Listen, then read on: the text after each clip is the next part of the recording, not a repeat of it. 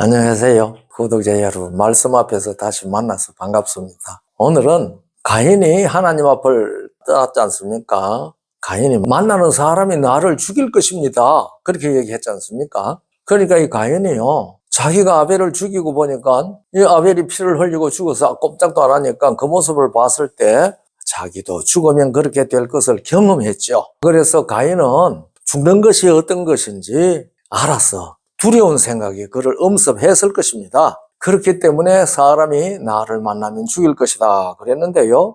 그때 가인, 아벨, 아담 부부, 그 다음에 그 딸들 몇이 있었을 것인데요. 가인을 만나서 죽일 자가 누구겠는가 말입니다. 그런데 아벨이 죽은 후에는 아담이 130세에 셋을 낳지 않았습니까? 창세기 4장 14절에 보면 가인이 하나님께 말하지요. 주께서 오늘 이 지면에서 나를 쫓아내시온즉 내가 주의 낯을 배웁지 못하리니 내가 땅에서 피하여 방황하는 자, 유리하는 자가 될지라. 물은 나를 만나는 자가 나를 죽이겠나이다. 사람들은 이 구절에서 그 당시에 사람이 거의 없었고 있어도 가인의 형제 자매들일 텐데 누가 가인을 만나서 죽일 것이라고 이렇게 가인이 걱정을 하느냐, 이런 질문에 빠집니다. 성경은 그렇게 말하죠. 아담이 130세에 셋을 낳고 800년을 살면서 많은 자녀를 낳았다고 기록되어 있습니다. 그런데 가인이 아벨을 죽였을 때는 아직 그 자녀들이 많이 없었을 때죠. 아담의 딸들은 아벨의 죽음을 봤다면 끔찍해서 가인을 죽일 생각을 하지 않았을 것이라고 생각을 합니다. 이것을 그 현장 구절만 딱 보고 생각을 하면은 어렵습니다.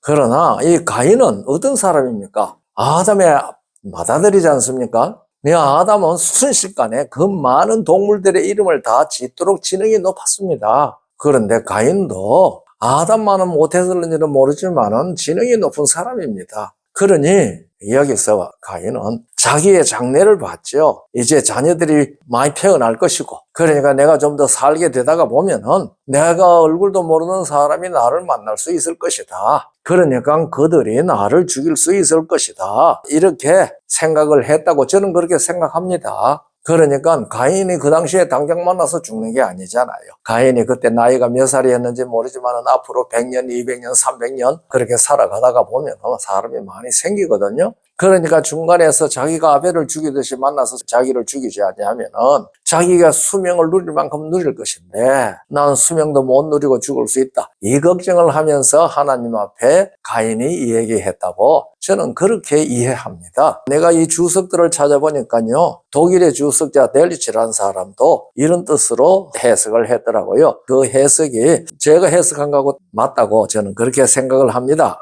그런데 하나님께서 가인에게 사람을 만나도 내가 죽지 아니할 것이라고 표를 줬다고 말했는데요. 가인에게 주신 표가 어떤 표였는지 우리는 모릅니다. 가인의 이마에다가 무슨 화인을 찍듯이 찍어놨는지 안 그러면 손바닥에다가 무슨 표를 했는지 그건 우리가 모릅니다. 그러나 이 말의 중요한 것은 하나님께서 사람은 살인할 권리가 없다라는 것을 선언한 겁니다. 그렇기 때문에 하나님이 하지 말라고 하는 그것을 하는 것은 죄가 됩니다. 하나님께서 살인하지 말라고 계명 속에도 넣지 않습니까? 오늘날 이 세상은 사망의 역사가 흘러가기 때문에 이제 가인이 아벨을 죽인 이후로 그리고 라멕이 소년을 죽인 이후로 이 세상은 죽이는 역사의 연속입니다. 사실은 희한하지요. 우리에게는 살인할 권리가 전혀 없습니다. 사람이 사람을 안 죽여도 가만히 두면 그냥 죽잖아요. 그걸 사람들은 못 참아요.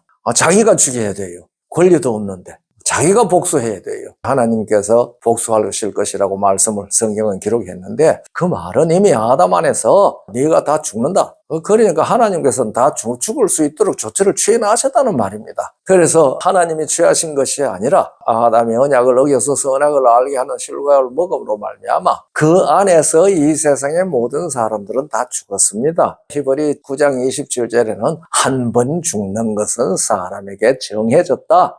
원수 갚는 것은 내게 있다고 말씀하신 것이 이런 말씀에 근거해서 우리에게 주신 말씀입니다. 그런데 그걸 갖다가 하나님께서도 우리 원수를 갚으시네, 이렇게 착각 안 하셨으면 참 좋겠습니다. 사람이 썩어지는 구습을 따르는 존재가 됐기 때문에 서로 죽이고 죽는데요, 이런 사람들은 영생의 소망이 없죠. 잃어버린 영생은 여자의 여자의 후손에 의해서 회복될 것인데 아벨이 양의 첫 새끼로 제사해서 여자의 후손이 대속할 것을 믿었습니다. 믿음. 그리고 히브리 11장 4절 믿음으로 아벨은 가인보다 더 나은 제사를 하나님께 드림으로 의로운 자라 하시는 증거를 얻었으니 하나님이 그 예물에 대하여 증거하심이라. 예물에 대하여, 아벨이 드린 예물에 대하여 증거하셨다. 그 말이 무슨 말인가 하면요, 아벨이 드린 예물, 양의 첫 새끼로 피 흘려 드린 제물은 장차 여자의 후손 예수께서 오셔서 그를 대신하여 죽어줄 것이라는 사실에 대한 것을 하나님이 증거하셨다 이 말입니다. 그것이 아벨의 믿음입니다. 그래서 믿음으로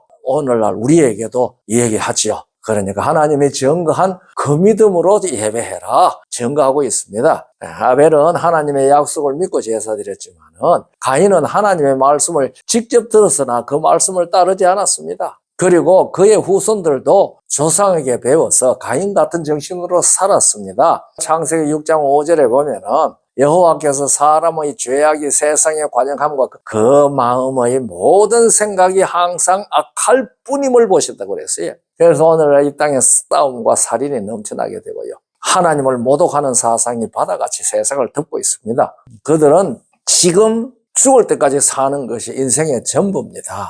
성경을 읽으면 맨 먼저 나오는 창세기 4장에 가인의 족보가 나옵니다. 5장에는 아담과 셋의 후손의 족보가 나오는데요. 이 두 족보를 살피면 특이한 점이 있습니다. 가인의 족보에는요, 나이가 기록되어 있지 않습니다. 직업이 기록되어 있어요. 비즈니스가. 그런데 셋의 족보에는 나이만 기록되어 있습니다. 근데 어째 가인의 후손의 족보에는 가인의 첫아들 에녹이 아버지 가인과 함께 에녹이라는 도시를 건설하는 사건이 나오고 다음에는 후손들의 직업이 기록되어져 있습니다. 가인의 5대손, 가인부터 6대째죠. 5대손 라멕이 살인하고 자기는 절대로 살해될 수 없다는 노래로 가인 족보의 역사는 끝납니다. 이 셋의 후손의 족보는 첫아들을 낳은 나이와 몇 년 살면서 자녀를 낳았다고 쓰였지 직업에 대한 얘기는 전혀 기록되어 있지 않습니다. 왜 그럴까요?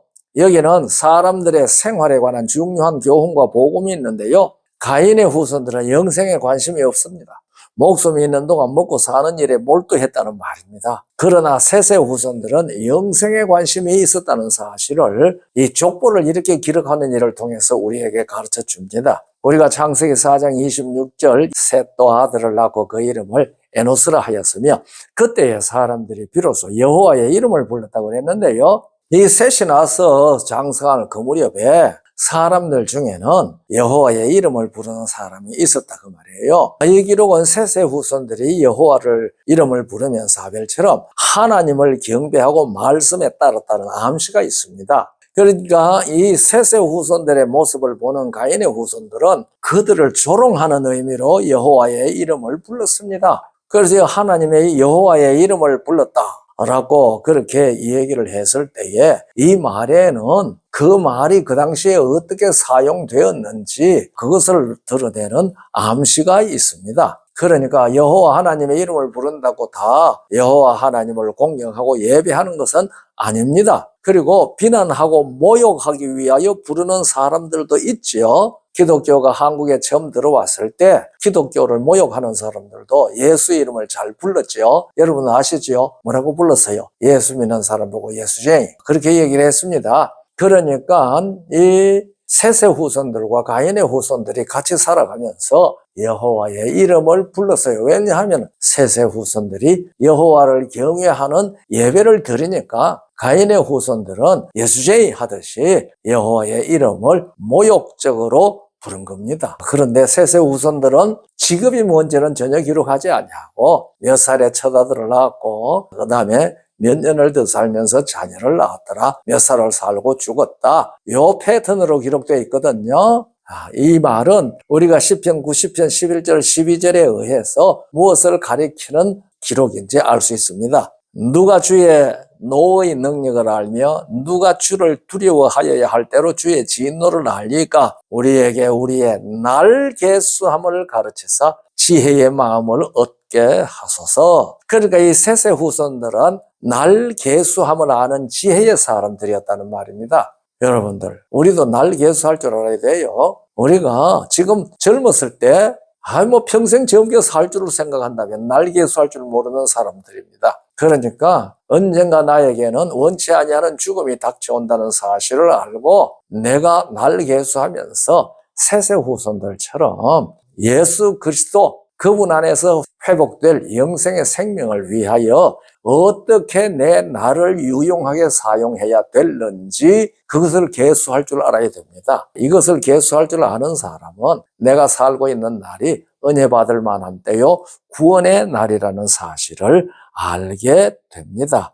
아무쪼록 이 사람들이요 수백 년을 살았지만 사실은 하루씩 살았습니다. 여러분과 저도 똑같아요. 그러니까 오늘 예수님 안에 있는 영생을 확보하고 그리고 죽어도 감사하면서 잠들 수 있도록 이 영생을 꼭 얻는 기쁨을 누리도록 복 주시기 바랍니다. 감사합니다.